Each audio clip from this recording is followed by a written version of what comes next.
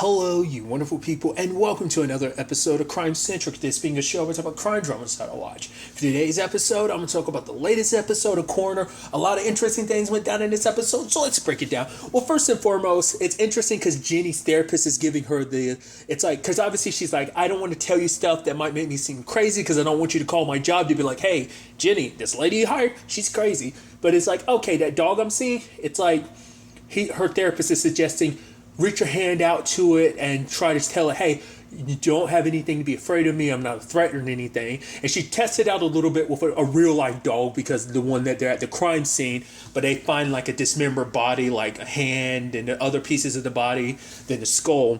But it turns out it's connected to a guy named Gideon who disappeared, who apparently he was really good with computers. Apparently, like from what his wife was saying, is that basically he got a lot of threats because of what he did.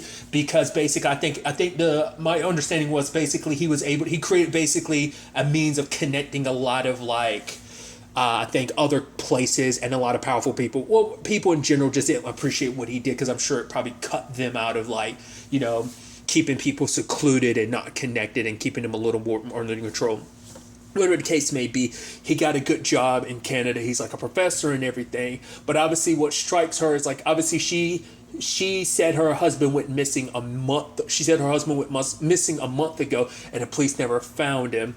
And obviously for her, it's a situation of her husband, would do whatever he needed to do, regardless of the threats that would have come his way. But now it's like, now she has to raise this baby on her own. And it's just, and obviously, I think obviously these cases are all hitting Jenny personally too, because it's like, it's just kind of like, these sympathetic situations these particular people find themselves in. Plus, having gone through a tragedy of her own, not trying to compare apples and oranges is just kind of like, I think that makes her even more sensitive, especially because it's like you were pregnant at the time, you've had that baby. It's just like, it's just a lot.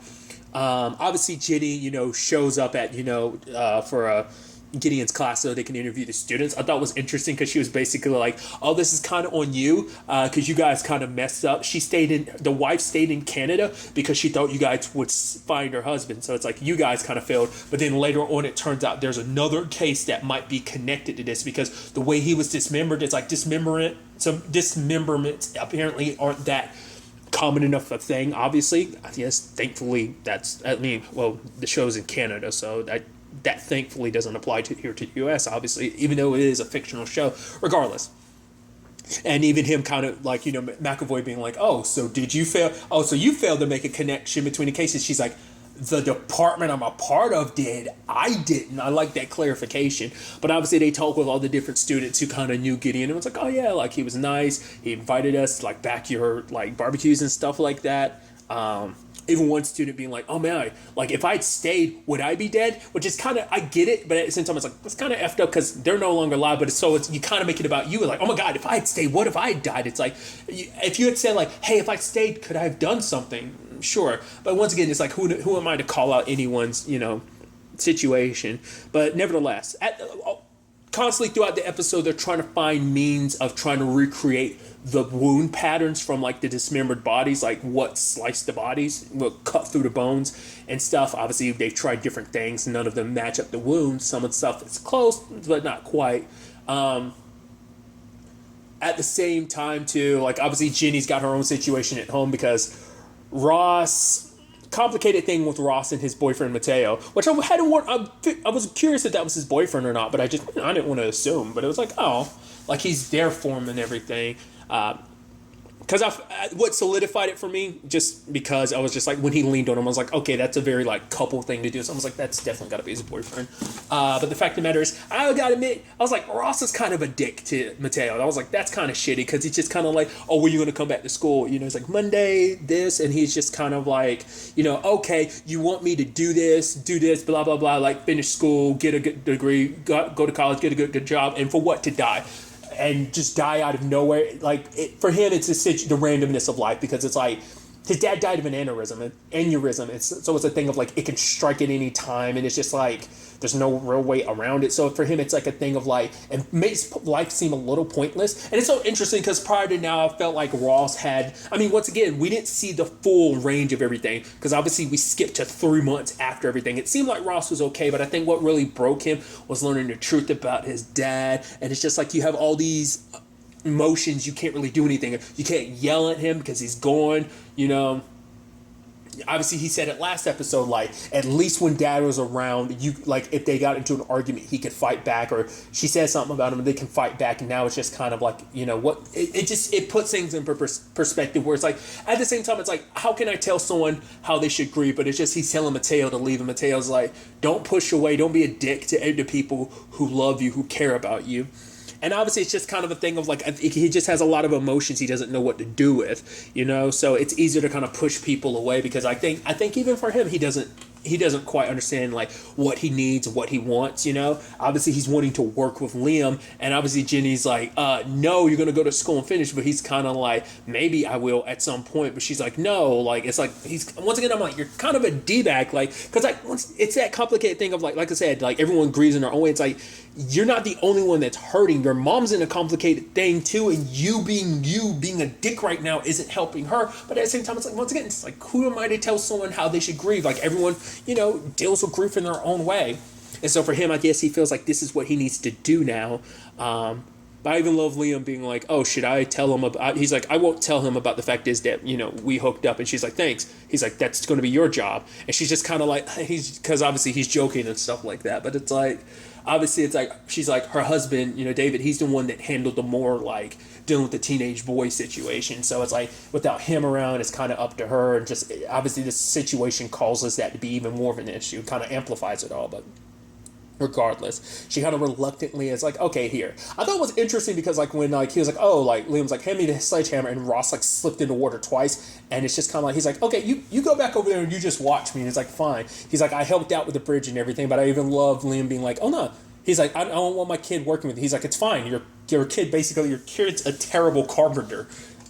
So, but nevertheless, she reluctantly lets him work because I guess she figures it's like, this is something he needs right now if it helps him heal and kind of figures a way forward. You know, she's trying to figure out her own situation, so he's, you know, doing the same.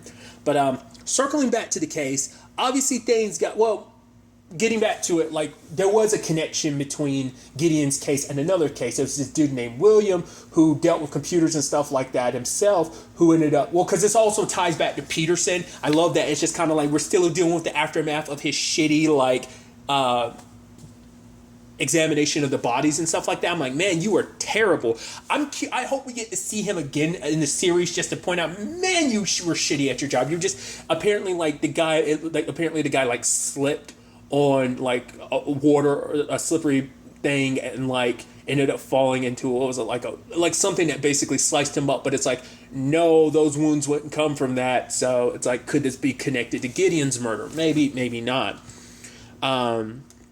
But regardless, Jenny and McAvoy come and visit this because they ended up going through like William's like stuff. And they ended up bringing it to Lucy, who's kind of like the tech person. And I love her being like, oh yeah, like a coroner. She's like, I thought you'd be all like old creepy dudes or whatever. She's like, well, to be fair, she's like, I had the same like thing of like detectives. I thought they'd be in long coats and have, you know, alcohol issues, you know. But yeah, she kind of gets, you know, looking into Williams, and they find like a book from this kid named Dylan. They go visit him, and they meet his girlfriend Amanda, who's talking about her nails and stuff like that. And her and Jenny kind of hit it off, but you could tell Dylan was acting super suspicious. I was like, is Amanda supposed to be buying time? But it's like, no, it seems like Amanda is in the dark about everything. But it's like Dylan's like, no, just me and my girl living here. Yeah, my parents died. My mom died last year. My dad died before that. I was like, Jesus. And he's like, yeah, so this is kind of their place, their stuff. He's like showing them around and stuff like, oh yeah, the tenants, blah blah blah. I'm like,